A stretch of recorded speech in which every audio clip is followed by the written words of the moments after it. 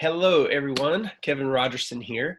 Hope you guys are enjoying this springtime and working through all the challenges that we have right now. I just wanted to hop on real quick and talk about this non-exercise activity thermogenesis. It's a big word, right? We call it NEAT, and it's a way for you to increase your energy expenditure without adding exercise. So this is something that is really geared towards people that have never really done a lot of exercise, and you just want to try and start doing things to increase your energy expenditure as you're working through the weight loss process, okay? And then on top, and this is something they can build, and it's something you can track, which is always good. So there are 6 parts to this, and if you have the Habits of Health book with Dr. Andersen, I'm pulling straight from here. It starts on page 370, so you can use that as a reference if you want. But I just wanted to do a little quick video to do a summary, basically, of what NEAT is. There are 6 parts to that, and we're going to cover each one briefly. Stance, standing, strolling, stairs, samba, and switch. So why go slowly into exercise for people? Well, a lot of people that come into Optavia, they don't typically have a very good exercise routine in place. They're either overweight or obese. And that's the population this is really for. It's because when you combine those things, when you combine a sedentary lifestyle and then not being fit, you're increased risk for cardiovascular disease, which is your heart, and all the systems that work with that. So if you all of a sudden jump into exercise really quickly and too much, you really compromise yourself some, and you can put yourself at an increased risk for injury, or to have some other complication like a heart attack, which is something that you don't want. And I don't say that to scare you. I'm just telling you why we encourage you to start slow and build. Okay. And obviously, we're all about micro habits, macro habits, and building on something that you start with at a very basic level. So stance, what is that? That is your posture. That's not standing. That is something that you can change when you're sitting at a desk all day. You can align your body, chest and shoulders and your core muscles. Make sure you're sitting up. Like when you're in a meeting, don't slump over or, lean. Sit up straight and hold yourself right and tighten your core muscles. Those are easy ways for you to actually affect the amount of energy that your body is using while you're just sitting, which is a lot of what people do in an office setting and that type of thing. So if the next time you're in a meeting, take note of your posture. Sit up straight. Get everything lined up. It actually creates balance in your body when you line things up like that. So that's stance. Standing. So just going from sitting to standing can increase the amount of energy that you're using, which is good.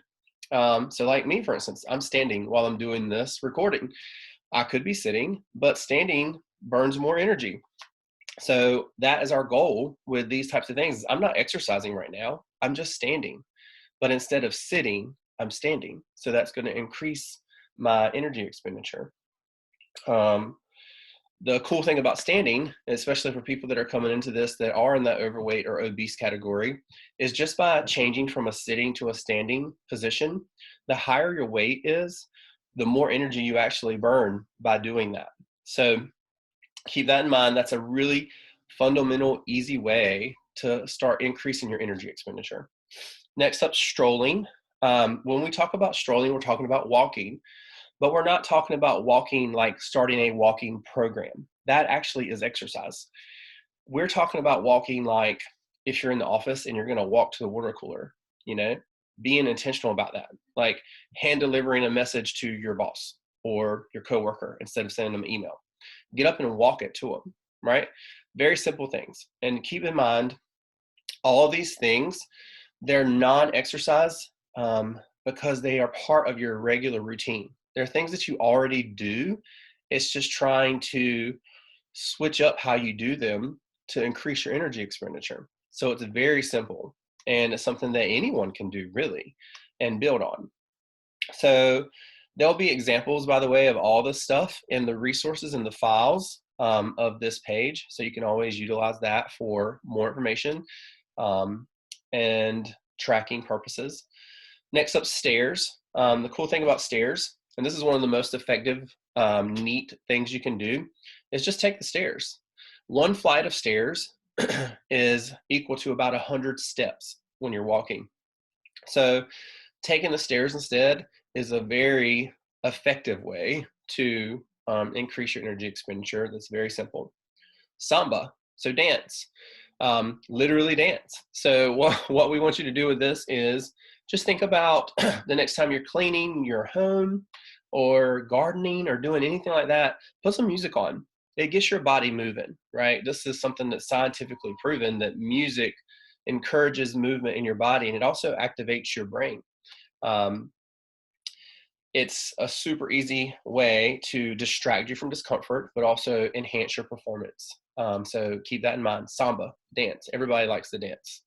Even if you're not very good at it like me, you still enjoy it. Last one is switch.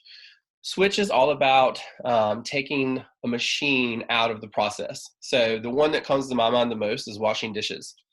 I loathe washing dishes. But did you know that washing dishes manually actually increases your energy expenditure? It's work, y'all.